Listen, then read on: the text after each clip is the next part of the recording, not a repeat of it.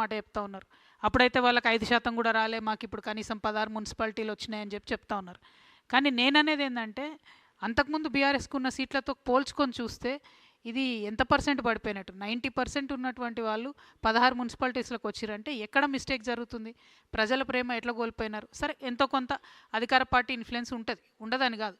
కానీ మొత్తం మీరు బీఆర్ఎస్ పార్టీ యాజ్ ఎ ప్రతిపక్షంగా మీరు ఒకసారి ఆలోచించి చూస్తే, రాష్ట్ర నాయకులు అన్ని చోట్లకు వెళ్ళి క్యాంపెయిన్ చేయడం కానీ, లేకపోతే ఇప్పుడు మా నిజామాబాద్ ఉంది, నేను కంప్లీట్గా హ్యాండ్స్ ఆఫ్ అని చెప్పి ఉన్నా. మన జాగృతి వాళ్ళు పోటీ చేసిన కాడ అక్కడో ఎక్కడో తృణమో పనమో వాళ్ళకు మేము మాట సాయంగా నిలబడ్డం కానీ, మిగతా మేము హ్యాండ్స్ ఆఫ్ అని చూసినాం అన్ని చోట్ల. మీరు తెలుసు, మేము ఎక్కడ ప్రచారం చేయలేదు.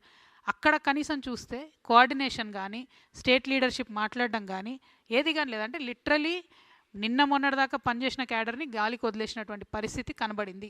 అందుకే రిజల్ట్ వన్ సైడెడ్గా కాంగ్రెస్కి పోయింది. నార్దర్న్ తెలంగాణలో బీజేపీకి ఫేవర్గా రిజల్ట్ వచ్చేటట్టుగా డిజైన్ జరిగింది అని నాకు ముందు నుండి అనుమానాలు ఉంటే నేను ఇప్పుడు మళ్ళీ అదే వ్యక్తం చేస్తా ఉన్నా.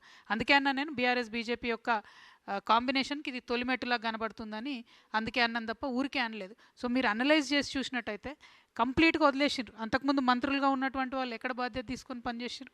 అంతకుముందు మంత్రులుగా ఉన్నటువంటి వారు కేటీఆర్ గారు కానీ ఎన్ని చోట్లకు పర్యటన చేసి ఎక్కడెక్కడ ప్రచారం చేసారు? అంటే you are a big party కదా, మెయిన్ పొలిటికల్ ఆపోజిషన్. అన్ని పక్కన పెడితే అసలు కాంగ్రెస్ ఫెయిల్యూర్ని ఎక్స్పోజ్ చేయలేదు కాబట్టి కాంగ్రెస్ సీఎం గారు ఎక్కడికి వెళ్ళి అబద్ధాలు చెప్పినా కూడా చెల్లుబాటు అయింది. అందుకే వారికి ఎక్కువ ఓట్లు వచ్చినాయి. వారు ఎక్కడ పనిచేశారు? మహిళలకు 2500 ఇవ్వలేదు, పిల్లలకు ఉద్యోగాలు ఇవ్వలేదు, పెన్షన్లు పెంచుతామన్నారు, అది పెంచలేదు. దాని మీద ఎక్కడ పోరాటం చేస్తుంది ప్రధాన ప్రతిపక్షం? ఆ విషయం ప్రజల్ని గమనించవలసిందిగా కోరుతున్నాను. Thank you. జై తెలంగాణ, జై జాగృతి.